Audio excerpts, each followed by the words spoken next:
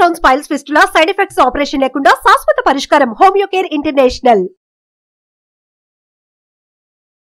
Class room లోనే teacher హత్య.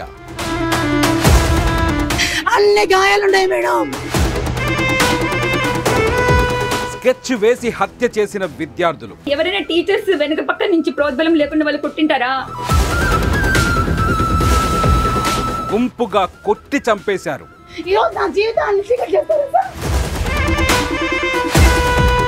పిల్లల వీళ్ళు హంతకుల. పూర్తి టీచర్లు తర్వాత ఆ పిల్లలు వాళ్ళే పూర్తి బాధ్యత. మీ పిల్లలు ఇలానే ఉన్నారా? Welcome to Suman TV. నేను మీ సుమన్ టీవీ నాగ్. రాయచోటిలో జరిగినటువంటి ఒక ఇన్సిడెంట్, స్కూల్లో పిల్లలే టీచర్ని చంపేశారు, అది కూడా 9th క్లాస్ పిల్లలు అనేటువంటిది ప్రధానంగా వస్తున్నటువంటి ఒక ఆరోపణ. ద సేమ్ టైం ఆ ఇన్సిడెంట్కి సంబంధించినటువంటి వాటిలో ఈ వీడియో చూస్తే మీకు క్లారిటీ వస్తుంది. సో దీనికి సంబంధించినటువంటి పూర్తి వివరాలు, ఆ చావు వెనక గల కారణాలు ఏంటనేది ఈరోజు మనతో పాటు ఎమోషనల్ హెల్త్ కోచ్ షఫీ గారు ఉన్నారు. అది వారి మాటలో నేను తెలుసుకుందాము. Hello Shafi sir. Hello Nagaraju గారు. జరిగినటువంటి స్టోరీ ఏంటి, మీకేం అర్థమైంది, చావుకు గల ప్రధాన కారణాలు ఏమై ఉంటాయంటారు అసలు? నాగరాజు గారు, ఇక్కడ యాక్చువల్గా ఏంటంటే రీజన్స్ ఏంటి, ఎందుకు ఇలాంటి సంఘటన జరిగింది అన్నది ఒక పాయింట్. అది చూసే ముందు అసలు ఇన్సిడెంట్ ఏంటో చూసే ప్రయత్నం చేద్దాం. యాక్చువల్గా వైఫ్ అండ్ హస్బెండ్ ఇద్దరు కూడాను టీచర్సే. వైఫ్ ఒక స్కూల్లో టీచర్, అక్కడ డ్రాప్ చేసి తన స్కూల్ తను వెళ్ళిపోవడం జరిగింది. అంటే మనకి ఇన్ఫర్మేషన్ ఏంటంటే వాళ్ళ వైఫ్, చనిపోయిన వ్యక్తి యొక్క వైఫ్ మాట్లాడిన మాటల ద్వారా మనకు తెలిసినటువంటి ఇన్ఫర్మేషన్ అనమాట. అంటే సెకండ్ పీరియడ్ నడుస్తుంది, తను క్లాస్ చెప్తున్నాడు, పక్కనటువంటి క్లాస్ రూమ్లో పిల్లలు డిస్టర్బ్ చేస్తున్నారు. దానివల్ల తను క్లాస్ చెప్పడం ఇబ్బందిగా ఉంది. తను వచ్చేసి పక్కనున్న క్లాస్లోకి వచ్చేసి గొడవ చేయొద్దు అని చెప్పేసి ఈ పిల్లల్ని వారించడం జరిగింది. ఆ టైంలో అక్కడ ఉన్నటువంటి పిల్లలు టీచర్ మీద అటాక్ చేశారు. ముగ్గురు, ఇంకా స్పెషల్ చెప్తుంది, ముగ్గురు పిల్లలు 9th క్లాస్ చదువుతున్న పిల్లలు, ఏజ్ 14 years ఏజ్ ఉంటుంది.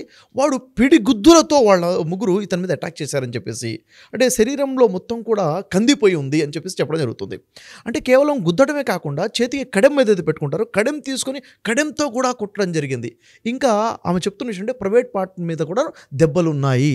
అంటే ఎంత కిరాతకంగా కొట్టారన్న విషయం మనకి ఇక్కడ చూస్తుంటే అర్థమవుతుంది. ఇంకా ఏంటంటే ఒక్క రక్తపు చుక్క కూడా బయటికి రాకుండా కొట్టారు. అంటే చూడండి అసలు ఈ ఎంత క్రిమినల్గా ఉంది అక్కడ సీన్. ఒక విషయం ఆలోచిస్తే నాగరాజు గారు, ఇక్కడ రక్తపు చుక్క రాలేదు అంటున్నాం, కానీ కొట్టిన దెబ్బలకి మనిషి చనిపోవడం అంటే లోపల ఆర్గన్స్ డ్యామేజ్ అయిపోయాయి. లివర్ అయినా, లంగ్స్ అయినా, కిడ్నీ అయినా, హార్ట్ మీద దెబ్బలు తగలడమైనా, కందిపోవడం అంటేనే లోపల బ్లీడింగ్ అయిందని. అంటే ఎంతగా కొడితే అంత బ్లీడ్ అయింది, మనిషి చనిపోయే స్థితికి వచ్చాడు. అక్కడ హార్ట్ స్ట్రోక్ వచ్చిందని చెప్తున్నారు. అక్కడ వెంటనే హాస్పిటల్ తీసుకెళ్ళటము, అక్కడ ఆ టైంకి వెంటనే డాక్టర్ అందుబాటులో లేకపోవడం, ఓవరాల్గా చూసుకుంటే ఒక టీచర్ చనిపోవడం జరిగింది. ఇక్కడ ఏం జరిగింది అంటే చెప్పుకోవడానికి ఒక సంఘటన ఇది మాత్రమే. అంటే బయటకు ఉన్న రీజన్స్, వాళ్ళు గొడవ చేస్తున్నారు, ఇక్కడ ఘర్షణ జరిగింది, కొట్టారు, చనిపోయారు అన్నది. కానీ ఒక దుర్ఘటన జరిగిందంటే నాగరాజు, ఒక సైకాలజిస్ట్గా, ఒక ఎమోషనల్ హెల్త్ కోచ్గా నేను చూస్తే ఇన్సిడెంట్ని నేను చూడను ఎప్పుడు కూడాను, దాని రూట్ కాజ్ని మేము చూస్తాం. అసలు ఒక జరిగిందంటే ఇన్సిడెంటా? కాదు, అది ఒక అలారం అండి. అది మన సమాజంలో జరుగుతున్నటువంటి ఒక ఇన్సిడెంట్ మనకు ఒక హెచ్చరిక చేస్తుందని చెప్పాలి. ఏంటి అసలు రూట్ కాజ్ ఏంటి, అసలు ఎందుకు జరిగిందంటే ఆ ఇన్సిడెంట్ ఆ రోజు జరిగిన ఇన్సిడెంట్ అంటే ఒక సైకాలజిస్ట్గా నేను చెప్తాను, కాదు, దీని యొక్క గ్రోత్ గత 14 సంవత్సరాల నుంచి జరిగిందని చెప్తాను నేను. ఎలాగా చూడండి, ఇప్పుడు 14 సంవత్సరాల పిల్లలు అంత కిరాతకంగా అటాక్ చేశారు టీచర్ మీద, అది కూడా గురువు అండి. గురువు స్థానం ఏంటి చెప్పండి, గురువు మీద అటాక్ చేశారంటే ఇది ఎందుకు జరిగిందంటే సైకలాజికల్ ఇంపాక్ట్ అనేది చాలా ఎక్కువగా ఉంటుంది. ముఖ్యంగా చెప్పండి ఒక 4 రీజన్స్ చెప్పొచ్చండి. అంటే వాళ్ళ మానసిక స్థితి చాలా పెద్ద రీజన్ ఉంటుంది.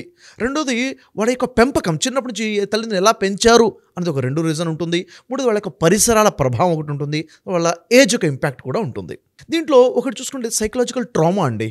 అంటే మానసికంగా వారికి అయినటువంటి గాయాలు ఒక పెద్ద కారణంగా ఉండుంటాయి. ఎట్లా చూడండి, వాళ్ళు చిన్నప్పటి నుంచి పెరిగినటువంటి పెంపకం అనే విషయంలో వారు ఎక్కడో ఫ్రస్ట్రేషన్కి గురై ఉంటారు. ఫ్రస్ట్రేషన్ ఏంటంటే ఎక్కడో వారు దెబ్బతింటము, దానికి రివెంజ్ తీసుకోలేకపోవడము, ఒక అసహనంగా ఉండడము, చిన్నప్పుడు వాళ్ళకి ఏదో బుల్లింగ్ జరిగి ఉండడం కానీ, చిన్నప్పుడు కంపేరింగ్ జరిగి ఉండడం కానీ, ఆ పిల్లల మీద మానసికంగా ఏదో ఒత్తిడి జరిగి ఉండడము, అంటే ఒక బాధ వాళ్ళలో ఉంది, మానసికమైన గాయాలు ఉన్నాయి. దాన్ని ఎలా బయటికి తీసేయాలన్నది సరిగా వారికి అర్థం కాలేదు. అలాంటప్పుడు ఏముందంటే కసి అనేది పెరుగుంటుంది లోపల. ఆ కసికి అవకాశం వచ్చినప్పుడు అంతే అగ్రెసివ్గా వాళ్ళు రివెంజ్ తీసుకునే ప్రయత్నం చేస్తారు. అంటే ఇది ఎక్కడి నుంచి ప్రాబ్లం స్టార్ట్ అయిందని, చిన్నప్పటి నుంచి ఉన్నటువంటి మానసిక గాయాల యొక్క ఇంపాక్ట్ అని మనం చెప్పొచ్చు. అంటే సైకలాజికల్ ట్రామా ఒక రీజన్ అయి ఉంటుంది. అంటే మనం సైకలాజికల్గా ఆలోచిస్తాం. రెండో విషయం చూడండి, వాళ్ళందరూ కూడా టీనేజ్లో ఉన్నారు, 14 years ఏజ్. టీనేజ్లో హార్మోన్ ఇంబ్యాలెన్స్ ఉంటుంది. అప్పుడు అగ్రెసివ్నెస్ ఉంటుంది. అంటే ఒక స్థాయి, ఒక ఉగ్రత అనేది ఒకటి ఉంటుంది. అంటే ఆ సమయంలో భావోద్వేగాలు ఒక పౌరుషంగా పనిచేస్తుంటాయి అనమాట. అంటే అగ్రెసివ్నెస్ కనిపిస్తుంది. ఆ టైంలో వాడు ఏ యాక్ట్ చేసినా కానీ అగ్రెసివ్గా యాక్ట్ చేస్తాడు. ఆ టైంలో ఏదైనా వాళ్ళ మీద అవమానం జరిగినా, గట్టిగా హెచ్చరిక జరిగిన, ఓవర్ డిసిప్లిన్ కండిషన్ వచ్చినా, పనిష్మెంట్ ఇచ్చినా దానికి రివెంజ్ అనేది అదే విధంగా ఉంటుంది. ఏజ్ గ్రూప్ యొక్క ఇంపాక్ట్ వల్ల, అంటే టీనేజ్ యొక్క ఇంపాక్ట్ వల్ల. ఇలాంటప్పుడు ఎలా డీల్ చేయాలన్నది కూడా మనకు తెలిసి ఉండాలి కదా. అంటే ముందు రీజన్స్ చెప్తాను నాగరాజు గారు, తర్వాత అసలు దీనికి సొల్యూషన్ అంటే కూడా మనం చూడాలి. ఎందుకంటే సమస్య గురించి మాట్లాడడం కాదు మనకు కావాల్సింది, సొల్యూషన్ ఈజ్ వెరీ ఇంపార్టెంట్. ఆ తర్వాత ఇంకొక రీజన్ చూసుకుంటే నాగరాజు గారు, చాలా పెద్ద రీజన్, ఇది ఆలోచిస్తేనే అర్థమవుతుంది, నేను చెప్తే అవును కదా అనిపిస్తాను మీకు కూడా. చూడండి, ఇప్పుడు ఇక్కడ 3 పిల్లలు కలిసి ఒక టీచర్ని పిడిగుద్దులు గుద్ది చనిపోయేంతవరకు చేశారు అంటే, నేను చెప్పండి ఇదే ఇన్సిడెంట్ 3 కాకుండా ఒకటి ఉంటే చేయగలుగుతాడా?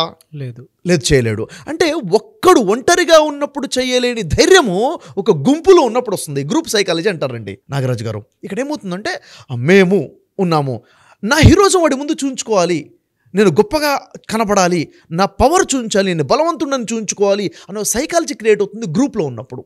కాబట్టి ఈ గ్రూప్ యొక్క ఇంపాక్ట్ వల్ల కూడాను ఈ అటాక్ అనేది జరుగుతుంది. అంటే ఒంటరిగా చేయలేని పని ఒక గ్రూప్లో ఉన్నప్పుడు చేస్తాడు. కాబట్టి వాడు ఎలాంటి గ్రూప్లో ఉంటున్నాడు, ఎలాంటి ఫ్రెండ్షిప్లో ఉంటున్నాడు, వాడి పరిసరాలు ఉన్న సర్కిల్ ఏంటి అని చాలా పెద్ద ఇంపాక్ట్ ఉంటుంది. పక్కవాడు పాజిటివ్ మైండ్ సెట్ ఉంటే ఆ ఇంపాక్ట్ వీడి మీద ఉంటుంది.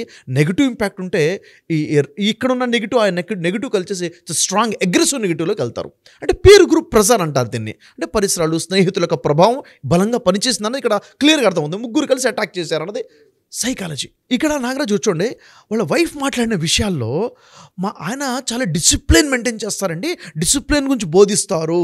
యాక్చువల్లీ చూడండి, ఇక్కడ వాళ్ళు గొడవ చేసినప్పుడు ఏదో అనుంటాడు కదా, సైలెంట్గా ఉండరా అని ఎన్నిసార్లు చెప్పాలి అని ఏదో గద్దించుంటాడు టీచర్ అన్న తర్వాత.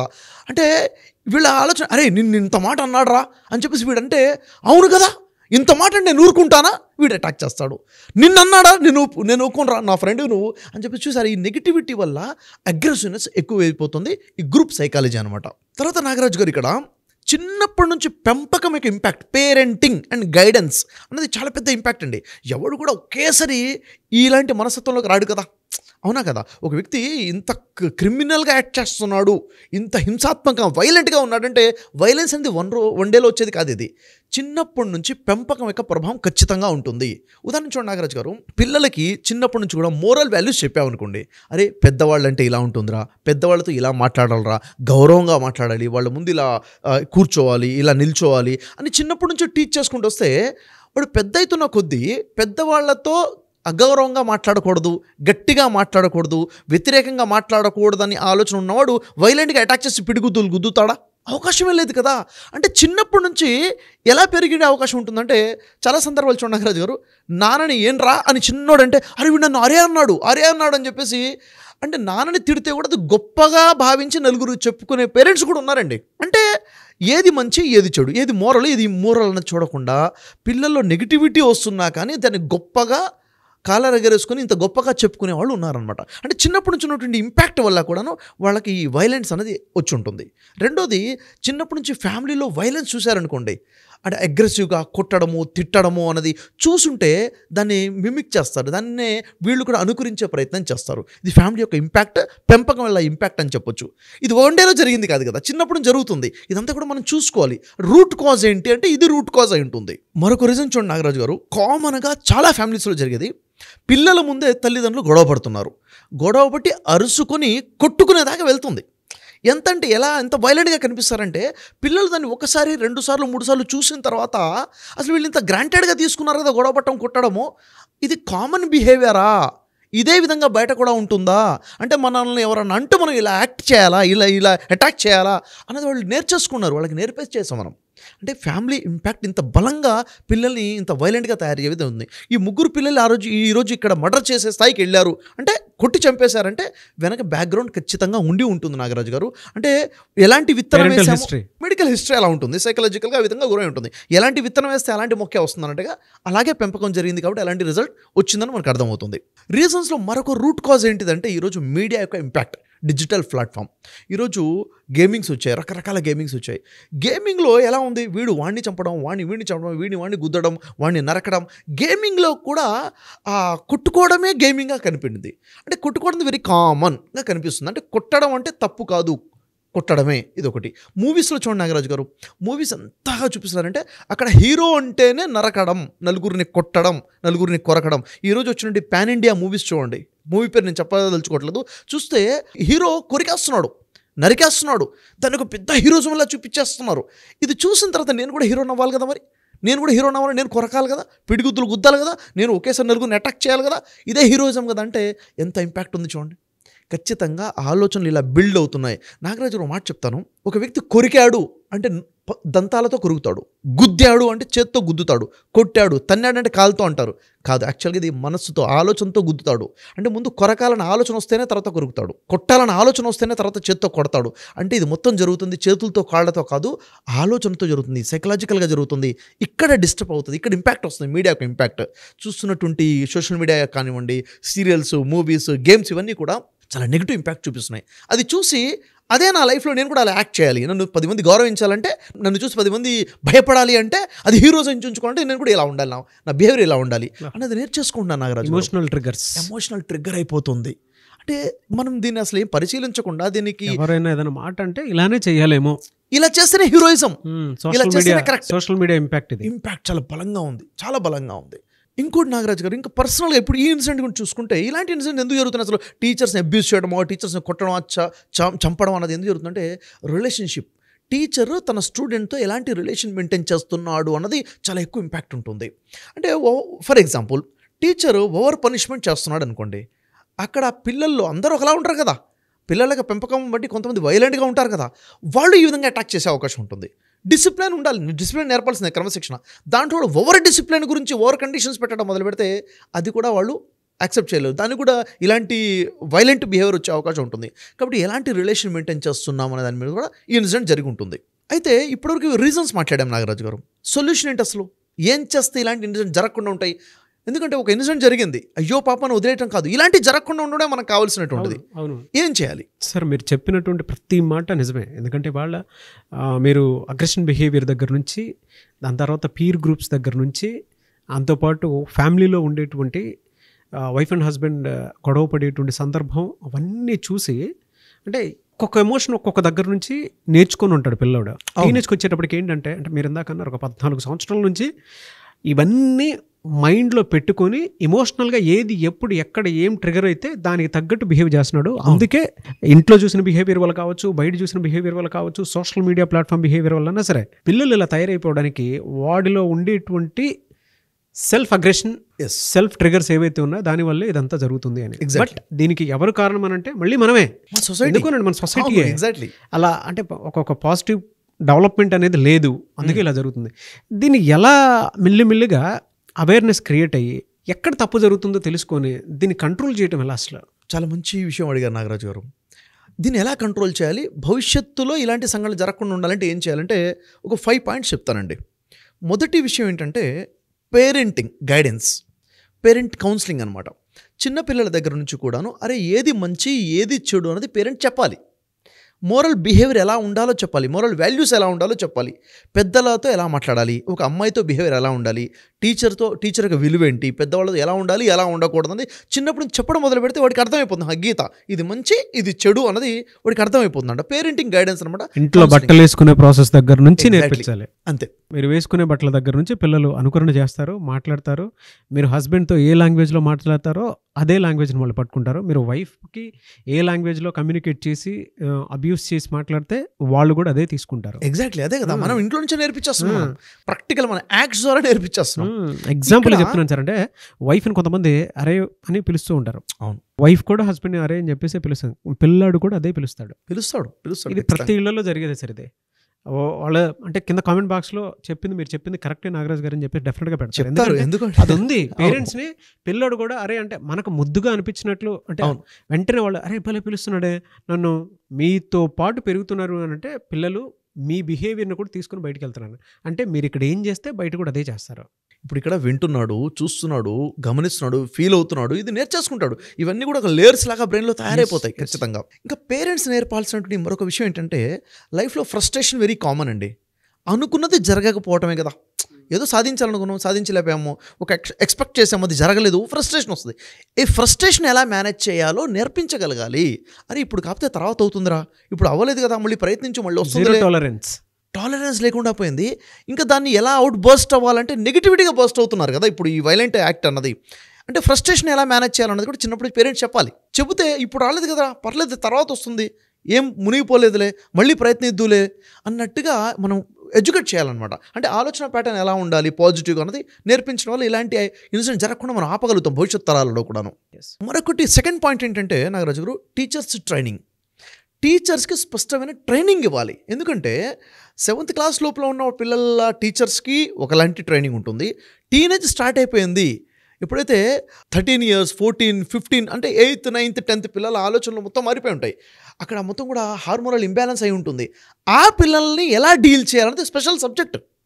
వాళ్ళకి దాని విషయం ట్రైనింగ్ ఇవ్వాలి. వాళ్ళ అగ్రెసివ్నెస్ని ఎలా చేయాలి, వాళ్ళ విషయాన్ని ఎలా అర్థం చేసుకుని ఎంపతిగా ఎలా బిహేవ్ చేయాలన్నది టీచర్స్కి ట్రైనింగ్ లేకపోతే పాపం వాళ్ళు సరిగ్గా బిహేవ్ చేయలేకపోతే ఇలాంటి ఇన్సిడెంట్ జరుగుతుంటాయి. కాబట్టి స్పెషల్గా టీచర్స్కి వీటి మీద ట్రైనింగ్ జరగాలి. థర్డ్ పాయింట్ ఏంటి, ఇలాంటి జరగకుండా ఉండాలంటే ప్రతి స్కూల్లో కూడా, గవర్నమెంట్ అయినా ప్రైవేట్ స్కూల్లో అయినా కానీ, అక్కడ ఎమోషనల్ హెల్త్ కోచెస్ ఉండాలి. ఒక టీం మెయింటైన్ అవ్వాలి. ఎందుకంటే క్లాస్ రూమ్లో ఉన్నటువంటి 20-30 మంది పిల్లల్లో ఎవరో ఒకడు అగ్రెసివ్గా బిహేవ్ చేస్తారు, అబ్నార్మల్ బిహేవియర్ ఉంటుంది. ఉన్నప్పుడు వాడిని ఇంకా తిట్టి కొట్టి భయపెట్టి కంట్రోల్ చేసే ప్రయత్నం చేస్తారు. రాంగ్ బిహేవియర్, అది తప్పదు, ఆ ట్రీట్మెంట్ కరెక్ట్ కాదు. అసలు దాని రూట్ కాజ్ అర్థం చేసుకుని వాడిని ప్రాబ్లం అర్థం చేసుకుని వాడిని కౌన్సిలింగ్ చేసే ఒక వ్యక్తి ఉండాలి స్కూల్లో. ఇలాంటి టీం ఉంటే స్కూల్స్లో ఇలాంటి బిహేవియర్ లేకుండా మనం కంట్రోల్ చేయొచ్చు. అంటే ఖచ్చితంగా సైకాలజిస్ట్ ఉండాలి, ఎమోషనల్ హెల్త్ కోచ్ స్కూల్లో అపాయింట్ అవుతే ఇలాంటి ఇన్సిడెంట్స్ నుంచి సమాజాన్ని కాపాడుకోవచ్చు ఖచ్చితంగా. తర్వాత 4th పాయింట్ ఏంటి నాగరాజు గారు, మీడియా మీద అవేర్నెస్ కల్పించాలి. ఏదైతే నువ్వు చూస్తున్నావో అది ఫేక్ రా, రియల్ లైఫ్ వేరు, ఫేక్ లైఫ్ వేరు. మీడియా అసలు అక్కడ నియంత్రణ కూడా జరగాలి. ఏది చూడాలి, ఏది చూడకూడదు, పిల్లలు ఏ ఏజ్లో ఉన్నప్పుడు ఏది చూడొచ్చు, ఏది చూడకూడదు, ఏ గేమ్స్ ఆడాలి, ఏ గేమ్స్ ఆడకూడదు. ఎందుకంటే దీని ఇంపాక్ట్ ఉంటుంది కాబట్టి ఖచ్చితంగా వాళ్ళు చూసే దాని మీద స్క్రీన్ కంట్రోలింగ్ ఉండాలి, వాళ్ళు చేసే దాని మీద కంట్రోలింగ్ చేసి ఎడ్యుకేషన్ కూడా ఉండాలి. లాస్ట్ పాయింట్ ఏంటంటే బేసిక్గా పిల్లలకి ఏది క్రైమో చెప్పాలి, చట్టం ప్రకారంగా ఏది తప్పో, శిక్షలు ఎలా ఉంటాయో, ఇది కూడా బేసిక్ అవేర్నెస్ స్కూల్లో జరగాలి. ఎప్పుడైతే ఇలాంటి ఎడ్యుకేషన్ ఉంటుందో ఇలాంటి ఇన్సిడెంట్స్ ఫ్యూచర్లో జరగకుండా మనం కాపాడగలుగుతాం. ఇప్పుడు ఇన్సిడెంట్ జరిగిందంటే గతంలో చేసిన తప్పు వల్ల జరిగింది. ఇప్పుడు మనం టేక్ కేర్ చేస్తే భవిష్యత్తు తరాలు మనం కాపాడుకోవచ్చు. బట్ ఈ వీడియోని మాత్రం ప్రతి స్కూల్ కాలేజ్లో డెఫినెట్గా ప్లే చేయండి. కింద కామెంట్ బాక్స్లో మీ స్కూల్ కాలేజ్లో ఏదైనా జరుగుతుందనంటే, పిల్లలు మాట వినట్లేదు అనేటువంటి ఆలోచన మీకు అనిపిస్తే కామెంట్ బాక్స్లో పోస్ట్ చేయండి. లేదు షఫీ గారికి డైరెక్ట్గా మీరు కాల్ ఆర్ మెసేజ్ వాట్సాప్ చేసినా సరే డెఫినెట్గా మీరు అపాయింట్మెంట్ బుక్ చేసుకొని ఏదైనా మంచి అవేర్నెస్ క్లాసెస్, మేము మీతో పాటు రెడీగా ఉన్నాం రావడానికి, ఏదైనా మంచి అవేర్నెస్ క్లాసెస్ అంటే పిల్లలకి వాళ్ళ ఎమోషన్స్ ఏ విధంగా ఉన్నాయి అని అంటే వాళ్ళు ఏం చూస్తే అదే చేస్తున్నారు. జనరల్గా అంటూ ఉంటారు మనసు చెప్పిన ప్రతి చోట మనిషి వెళ్ళకూడదని చెప్పేసి. కానీ పిల్లల పరిస్థితి ఎలా ఉంది, కొంతమందికి ఆ పేరెంట్స్ అది అర్థం అవుతుంది, కొంతమంది పేరెంట్స్కి అది అర్థం కాదు. చూసిందల్లా కావాలంటాడు, ఆలోచించిందల్లా అదే జరగాలని చెప్పేసి అంటూ ఉంటాడు. మీరు ఏం చేయగలుగుతారు? బట్ దానికి కూడా ఒక ఎడ్యుకేషన్ ఉంది, ఎమోషనల్ హెల్త్ అనేటువంటి ఒక ఎడ్యుకేషన్ ఉంది. అది షఫీ గారి దగ్గర మాత్రమే దొరుకుతుంది. అండ్ ప్యాకేజెస్ వైజ్లో కూడా క్లాసెస్ ఉన్నాయి. మీకు క్లాసెస్ కావాలి అనుకుంటే కూడా ఎమోషనల్ హెల్త్ కోచ్ మీద డెఫినెట్గా మీరు రేపు 28th అంటే December 28th జరిగేటువంటి క్లాస్కి కూడా మీరు అటెండ్ అవ్వచ్చు. పిల్లల్లో ఏదైనా సరే ఒక్కొక్క ఎమోషన్ని, పిల్లలు తప్పు చేస్తున్నారని మీకు తెలిసిన, మాట వినట్లేదు మీకు అనిపించినా, లేదంటే పిల్లలు సరిగా ఫోకస్ చేయలేకపోతున్నారు, ఎడ్యుకేషన్ మీద సరిగా మార్క్స్ రావట్లేదు, మనం ఏది చెప్పినా తీసుకోలేకపోతున్నారు, అగ్రెసివ్ బిహేవియర్ ఉంది అనుకుని మీకు అనిపించినా కూడా మీరు క్లాస్కి అటెండ్ అవ్వాలి అనుకుంటే December 28th క్లాస్ స్టార్ట్ అవుతుంది. సో మీరు అప్రోచ్ అయ్యి ఎన్రోల్ చేసుకోవాలనుకున్నా, లేదంటే మీ పిల్లల బిహేవియర్ బాగాలేదనుకున్నా, కొంతమందికి మొబైల్ అడిక్షన్ ఉంటుంది, దాని నుంచి ఎలా బయటపడాలో తెలియదు, కొంతమంది పిల్లలకి తెలియకుండానే బయట డ్రగ్స్కి వాటికి బానిసైపోతూ ఉంటారు. మీకు తెలియకుండానే చుట్ట, సిగరెట్, బీడీ అని చెప్పేసి ఏదో ఒక్కొక్క మత్తు పానీయానికి అలవాటైపోయి ఉంటారు. ఆ బిహేవియర్ కూడా మీకు అర్థం కాకపోవచ్చు కొన్నిసార్లు. బట్ మీరు గమనించిన తర్వాత అయినా సరే దాన్ని కంట్రోల్ చేయాలనుకుంటారు, ఎలా అనేది తెలియదు, వాళ్ళ అడిక్షన్ లోపలికి వెళ్ళిపోయి ఉంటారు. ఇవన్నీ కంట్రోల్ చేయాలి అని అంటే ఎలా అనంటే ఎమోషనల్ హెల్త్ కోచెస్కి మాత్రమే తెలుసు ఎలా నేర్పించాలి, ఇప్పుడున్న సమాజానికి తగ్గట్టు ఆ పోకడిని ఎలా మనం డెవలప్ చేయాలి అనేది షఫీ గారు లాంటి వాళ్ళకి తెలుసు.